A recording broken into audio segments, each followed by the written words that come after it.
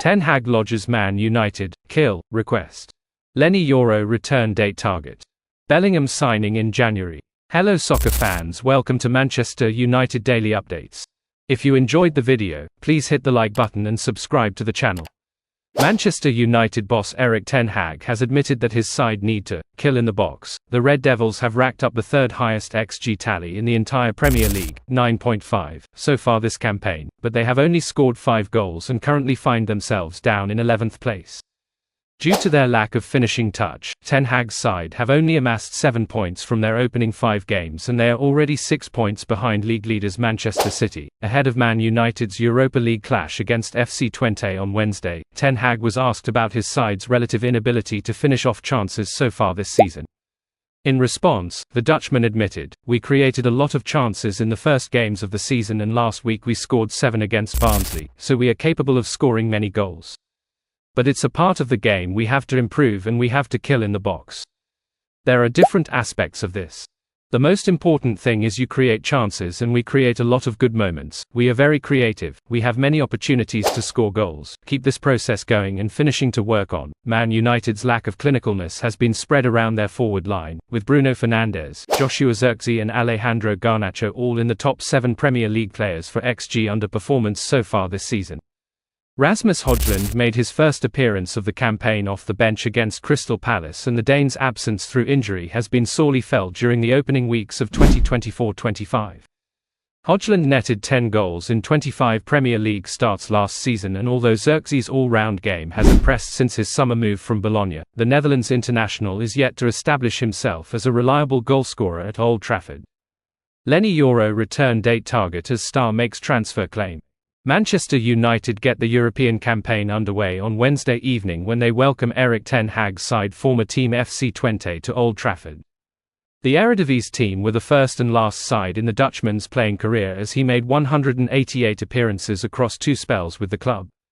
Ten Hag would have preferred to draw anyone else rather than host old friends. However, "I would have preferred to play against somebody else. It's not nice to hurt something you love," he said ahead of the game. "Of all the teams, Twente is the team I follow the most. I watch them as a fan, as a supporter, not as an analyst. It's a different way of watching the games. Twente brought me a lot, I was put through their academy, so for me great deal of history there." United's boss will rely upon the same squad as against Crystal Palace and is unable to welcome back any more injured players for the Europa League clash. Mirror Football takes a look at the news surrounding the club ahead of the game. United's summer signing has yet to play a competitive minute for the club after being injured during the pre-season clash with Arsenal. The 18-year-old required surgery and was given a prognosis of 3 months out. A statement in August read, "Manchester United defender Leny Yoro has today had a successful surgery on his foot injury. Our summer signing from Lille sustained the injury during the team's recent friendly match against Arsenal in Los Angeles, USA. Yoro's rehabilitation starts now and we look forward to the 18-year-old returning to fitness in around 3 months." The French central defender is now reported to eyeing United's match against Arsenal in December for a potential comeback. That would see him return to the grass in mid-November, it is said. New Manchester United star Noussair Mazraoui was keen to leave Bayern Munich in the summer in a bid to find a club where he felt more comfortable. Mazraoui could not help but suggest the size of the club in comparison to his former side was also a draw. If you compare both of them, you cannot say one is bigger than the other. Maybe internationally speaking, Manchester United is probably bigger than Bayern, so that's for sure one of the reasons, he explained in his press conference ahead of facing Twente. "The other reason is that I felt at that time, last summer, after 2 seasons at Bayern, I needed and wanted another step based on a lot of reasons." Man United could sign next Bellingham in January. Manchester United may reportedly push to sign Sunderland midfielder Chris Rigg during the January transfer window in order to fight off competition from Newcastle United.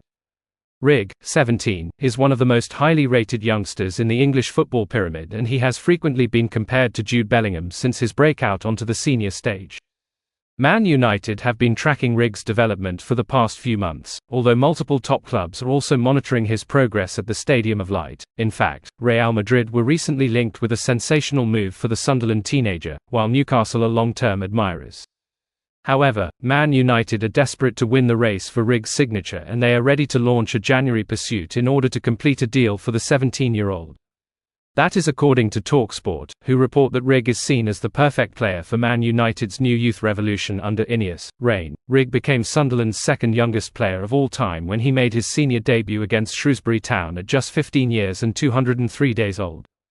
Later that year, Rig became Sunderland's youngest ever goalscorer when he netted versus Crewe Alexandra in the Carabao Cup, becoming the youngest player to score in the competition's history in the process. After Rig's match-winning goal against Middlesbrough, he was showered with praise by new Sunderland boss Regis Lebris. Chris Rig is a good symbol of what we want to create and what we want to build as a team and as a club, the Frenchman said. I don't think age is a problem. You can have a high level of maturity at 17 and you can have a low level of maturity at 30. It depends on the player's personality. Chris still wants to improve, he still wants to understand the game. Chris has this character, this personality to play whatever the circumstances, so I like that. He is also a very good teammate, so he is a very good symbol for us.